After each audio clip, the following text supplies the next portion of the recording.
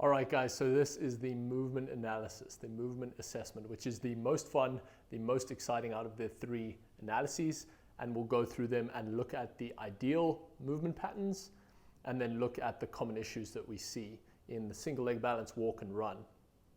Now, the run is a place where, things are often seen compressed. People take strain into their knees, their hips, their back because of inefficient movement patterns. So it's really great to identify those. We'll start here in the run. With efficient movement pattern, we see the shoulders and the spine. Let's look at how the head and the shoulders move side to side. You see how when I land on the left leg, my shoulders are moving, my spine is flowing slightly over to the left so that my head aligns over this landing foot. And we want to see that both sides, of course. Now we see the spine and the shoulders moving over, head aligning over the foot on this side. We're absorbing force into this nice, slightly bowed shape in the leg. That's not always necessary and it won't always happen. But if you're sitting back and into these glutes and you're strong through the hamstrings and the glutes, you will load with the knee slightly out in this bow shape. The spine will move slightly over, head over the foot. That is ideal. Right. Now I'm going to let myself run across and we have a look at running back. The feet, we want the feet to land straight. We don't want to see too much of a collapse at the ankle. When we absorb force, there's a natural sort of absorption of the force, but we don't want to see this ankle collapse in. We want to see that ankle stay straight, foot stay straight.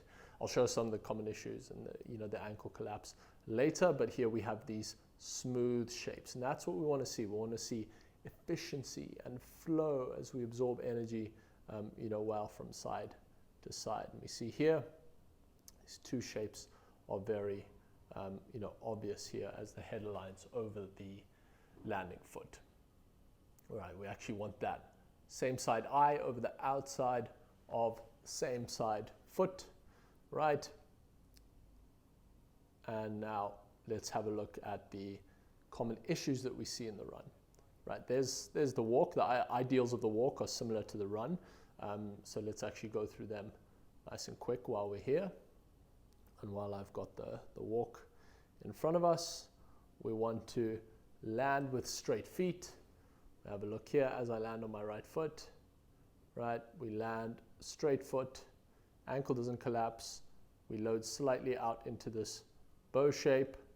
The spine moves so that the head aligns over the foot. Awesome. And that flows over to the other side, right? I won't go too complex into this analysis, but we also want that back leg cornering and rotating in instead of rotating out. That helps with the efficiency and flow and loading over to the correct leg, the leg you're about to land on, right? Awesome. Now, common issues with the walk and run.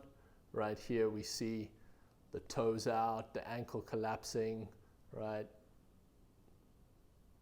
Here, if we have a look and zoom in, that ankle's collapsing in, the spine and shoulders aren't moving very well. They're relatively straight, so the head is not over the foot. It is more over the inside of the foot and over the heel, right? We have poor movement patterns that compress and shoot pressure up into our ankles, knees, hips. We have a look at this landing on this right foot. Watch the ankle collapse in. We have the bow shape. I naturally create the bow shape, but it's very excessive. It's not natural. We don't have those two smooth shapes. We have now an excessive bow shape and a stiff, straight spine, right?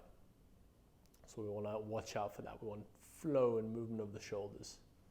And as you can see here, it's just a little compressed, very wide stances. The feet and toes always point out. We watch that release leg. Remember I was talking about that. The toe and the knee now point out and open us, spread our energy towards both sides so our spine is stuck down the middle. Awesome. Common issues in the walk. very similar to the run. I like to start with the run because they're exaggerated and you can see it. Very common to see a heel strike in people today. That's because the hips are thrusting forward. You saw in the postural mobility analysis, anytime we tuck the pelvis and thrust the hips forward. Now in movement, that leads to heel striking, right? Spine that doesn't move. Look how straight and upright I am. No movement of the shoulders, just, you know, square and straight at the shoulders. No flow and movement. No swing of the arms. In natural, movement, we'll see a much more natural swing at the arms.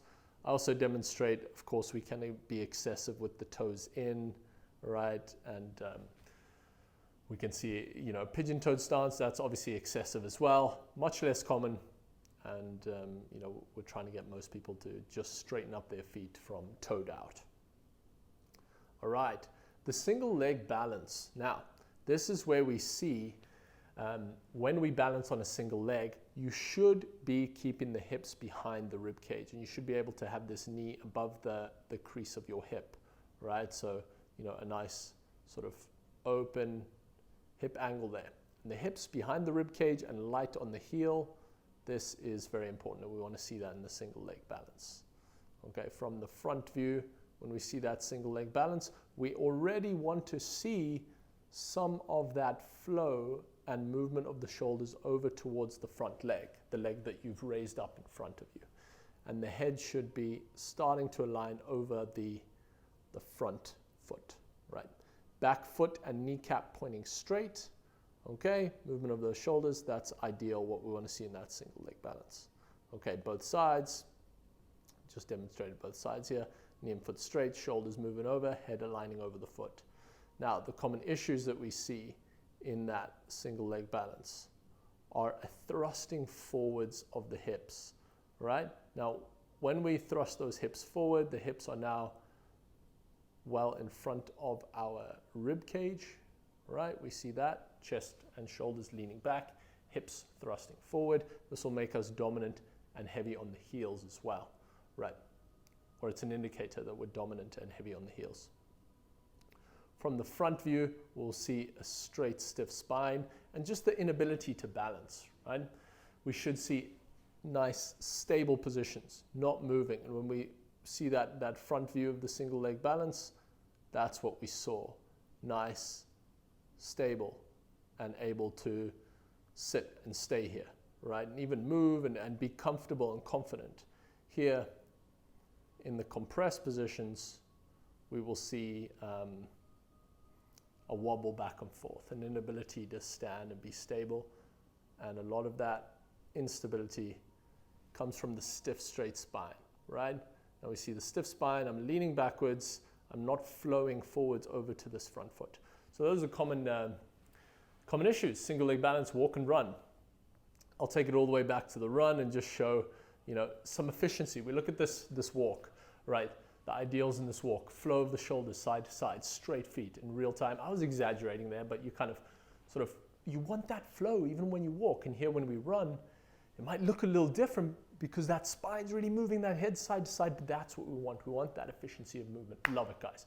And that's the goal. The goal is to be able to run and even sprint with these efficient movement patterns. Your head aligning over the foot, not collapsing at the ankle, feet straight, ankles stabilizing, hips reaching back.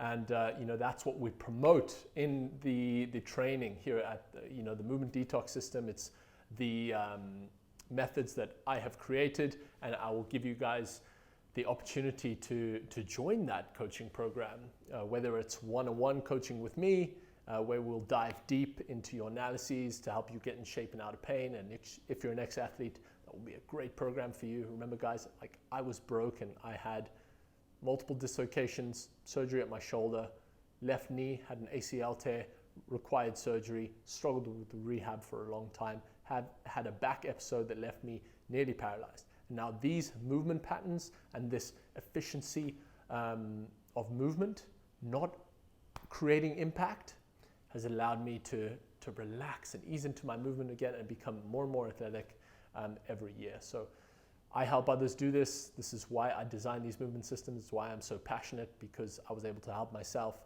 help many others, and now I want to help as many as I can going forwards, and you guys help me do that. So I hope you've enjoyed this movement assessment, movement analysis.